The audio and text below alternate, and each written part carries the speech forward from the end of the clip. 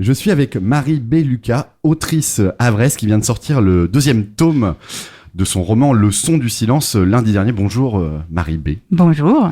Est-ce que tu peux nous parler un peu de ton parcours, comment tu en es venue à l'écriture ? Eh bien, au début, j'écrivais juste par plaisir, comme n'importe quel adolescent dans sa chambre. Et j'ai fait des études de musicologie à Rouen, où justement, la musique c'était bien, hein, mais il me fallait quelque chose en plus. Donc j'écrivais mes chansons, et puis ça ressemblait plus à des poèmes, à des proses, que vraiment une musicalité plus pour les chants. Et j'ai commencé à écrire un blog littéraire, et j'ai fini par écrire plusieurs livres qui sont restés dans le tiroir. Et puis j'ai enchaîné celui-ci, justement, en repensant à la musicologie. Alors, Les Enfants de la Lune, c'est un diptyque, donc il y a 2 tomes. Le dernier tome vient de sortir. Le premier tome était sorti quand ? Il est sorti le 25 octobre de l'année dernière. Alors, c'est quoi un peu l'ambiance ? L'ambiance. On est plus sur une histoire partie dans la vie réelle, avec une adolescente en fin d'adolescence qui commence à rentrer dans sa vie de femme, qui s'ennuie. Elle apprend qu'elle est une sorcière, donc il y a un petit peu de mysticisme, de symbologie. Et une malédiction familiale lui tombe dessus. Alors, elle s'enfuit, elle part à Orléans. Et elle rencontre un homme étrange avec une voix très surnaturelle. Il semble venir du Moyen-Âge et forcément, elle tombe amoureuse. Et elle n'a pas le droit de tomber amoureuse parce que ça peut être dangereux pour l'homme qu'elle rencontre. Mais la vie fait qu'on n'a pas le choix, on est amoureux, quoi. Et donc, le 2e tome clôture cette saga ?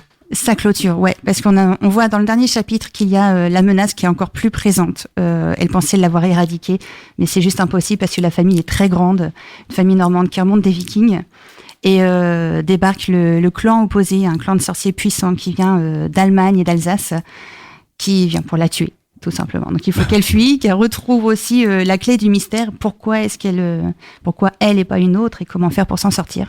On n'a pas trop spoilé là. Non, là ça va. Est-ce qu'il y a d'autres projets que vous avez en tête, d'autres productions futures peut-être ? Là, je suis en train d'écrire mon 3e roman. J'aimerais bien le sortir l'été prochain. C'est l'histoire d'un écrivain raté cette fois, une écrivaine ratée, qui part en Écosse sur la crise de la trentaine, un burn-out, un bébé perdu, et elle veut tout simplement trouver l'inspiration. Et quand on est autrice au Havre, est-ce que c'est compliqué de pouvoir être publiée ? Publié, oui, parce que comme tout le monde, il faut envoyer son tapuscrit sur toutes les maisons d'édition. On dit plus manuscrit, on dit tapuscrit. Manuscrit, du latin manus pour la main. Maintenant, on le tape, alors voilà, tapuscrit. Donc, on l'envoie sur les maisons d'édition qui sont les 3/4 sur Paris, forcément, et Le Havre, mis à part pour tout ce qui est domaine artistique, non, il n'y a pas de maison d'édition. Après, on peut avoir les petites maisons sur la côte normande, mais personnellement, au début, j'y ai pas pensé. Moi, j'ai pensé aux grandes maisons d'édition comme tout le monde. Après, c'est une fois qu'on s'est auto-publié, il faut faire soi-même sa diffusion. Et là, c'est déjà un peu plus simple quand même, parce que les libraires sont plus ouverts. D'accord, donc là, les 2 romans, pour le moment, sont complètement auto-édités. Complètement. Est-ce que c'est peut-être plus simple d'être auto-édité maintenant, en 2018, qu'il y a quelques années Plus simple, oui. Je pense que le bouche à oreille a fait que maintenant, on a plus de renseignements. Il y a même des blogs pour nous apprendre à le faire.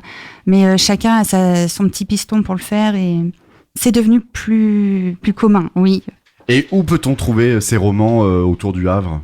Autour du Havre, eh bien, il n'y a que la librairie Plein Ciel qui m'a donné la permission, et puis une petite place dans le rayon, parce que les autres librairies, soit c'est pas ce qu'ils vendent, soit j'attends toujours une réponse. D'ailleurs, je suis là, coucou. On lance un appel. Voilà, sinon sur mon site internet ou dans les salons du livre alentour du Havre.